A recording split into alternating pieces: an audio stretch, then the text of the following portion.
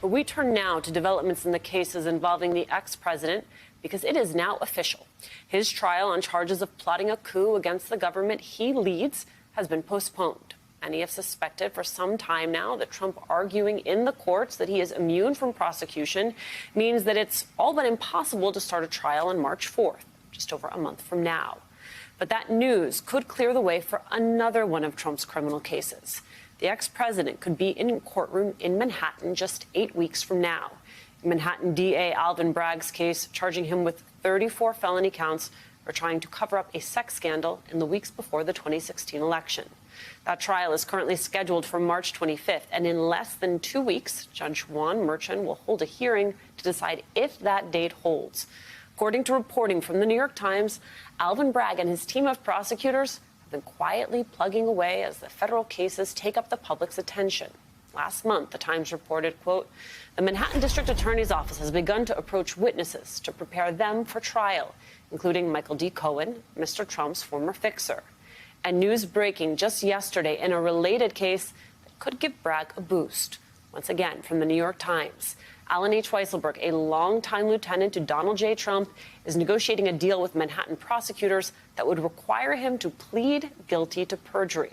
As part of the potential agreement with the Manhattan District Attorney's Office, Mr. Weisselberg would have to admit that he lied on the witness stand in Mr. Trump's recent civil fraud trial, the People said. Mr. Weisselberg, the former chief financial officer at Mr. Trump's family business, also would have to say that he lied under oath during an interview with the New York Attorney General's office, which brought the civil fraud case. A former Trump Organization employee once said that Weisselberg, quote, knows where all the financial bodies are buried. And while the plea agreement reportedly does not involve Weisselberg flipping on his boss, there could be other benefits for the Manhattan DA. Here's how the New York Times put it.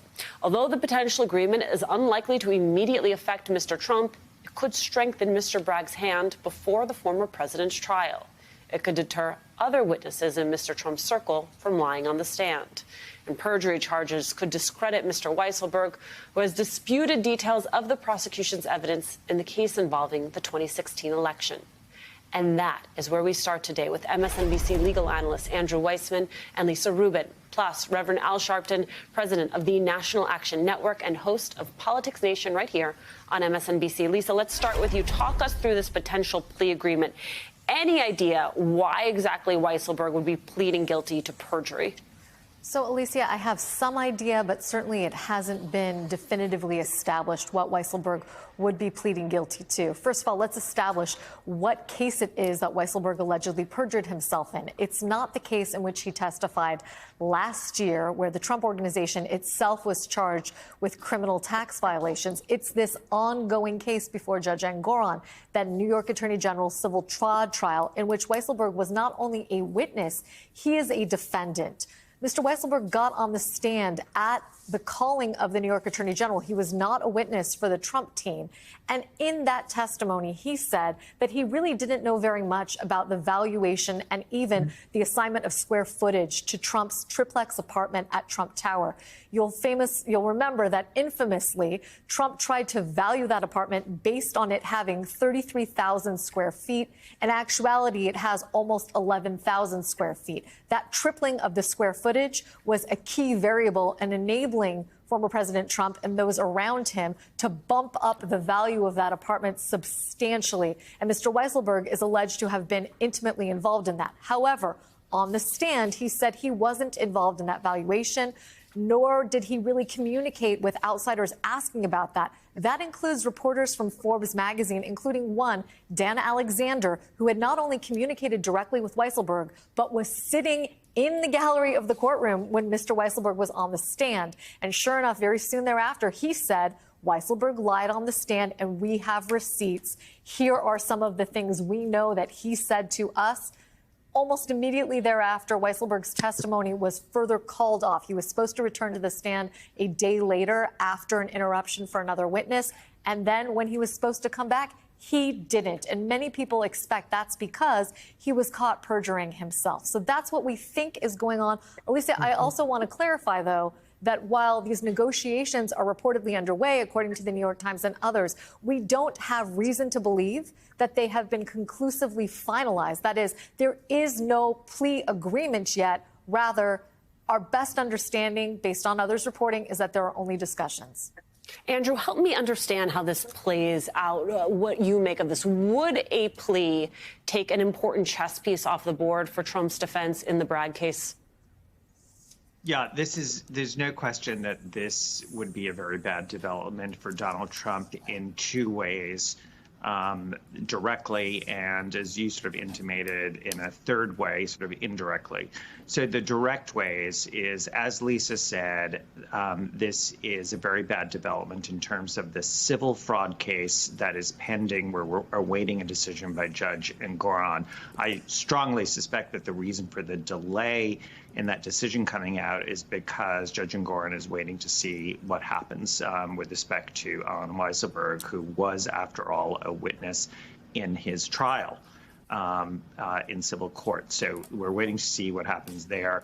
So that is sort of makes it very hard for Donald Trump to use that testimony as something to exculpate him and to say, I didn't commit the civil fraud, if Allen Weisselberg is going to say that, in fact, he lied just several weeks ago before the judge.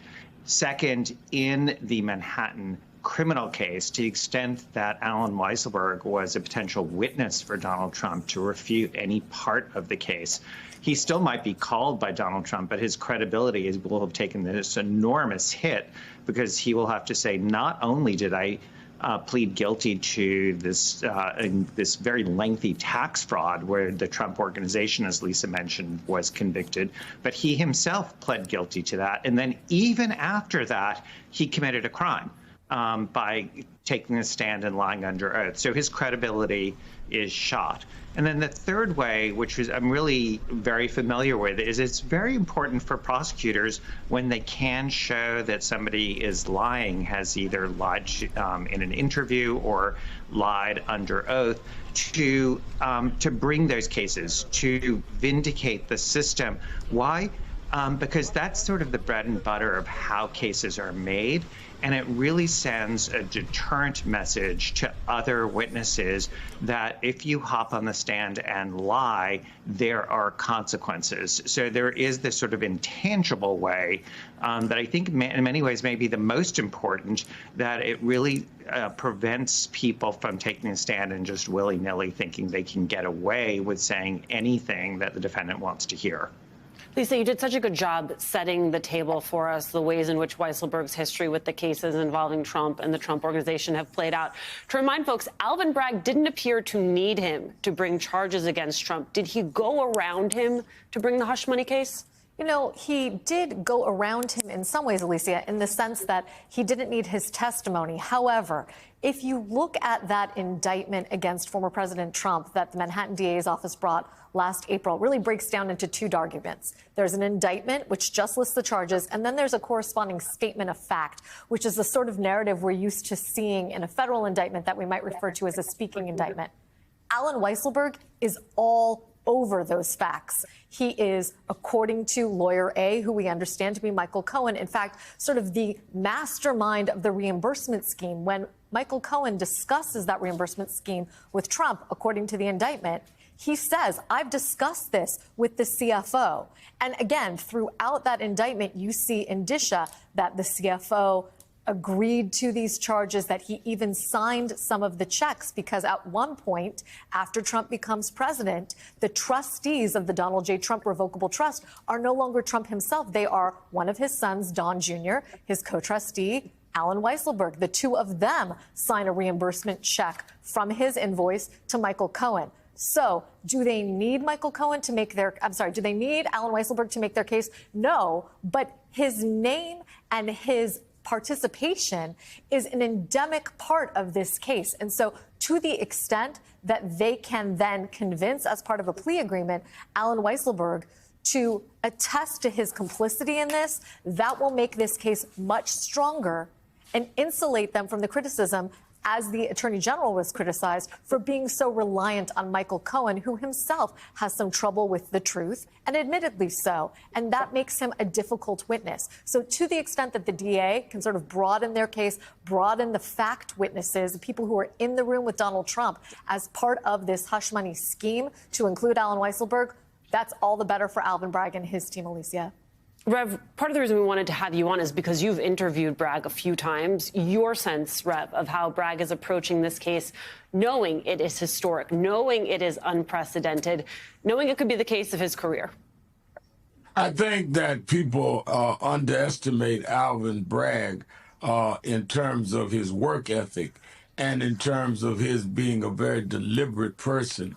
And I did not think that if he went forward with any case, he would not make sure that his prosecutors and investigators have done everything possible and then some to make sure that he wasn't bringing something just to be bringing it. He's not a headline hunter. He's not a guy that wants to be a household name. He is a lawyer that happened to have won to be the district attorney in Manhattan. So I think if I were being prosecuted by Alvin Bragg, I'd be very concerned, because if you remember, he was criticized early for not bringing cases quickly enough. And then all of a sudden he did bring the cases, which means that he was convinced that they had a solid case. Now, if Weisselberg now comes and begins to cooperate with the fraud case that has already been determined in the state attorney general's favor, we just don't know the penalties. But certainly Weisselberg can add to whatever the judge is considering there.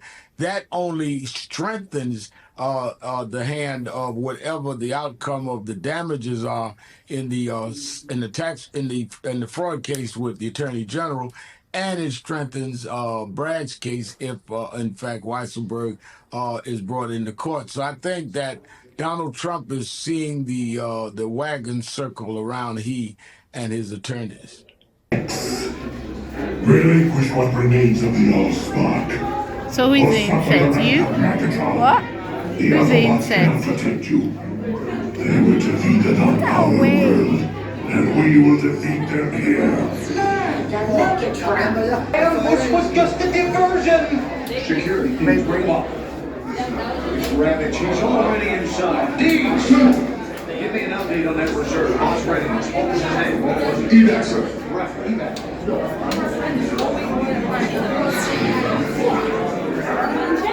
She's right in front.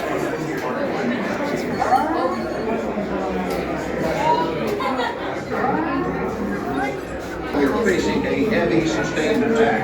They appear to be after the Allspark aircraft. General! I need to evac immediately. Evac. Hold on. National security advisory. Stay down. Check it out. There is a celebration. The amateurs for suicide mission.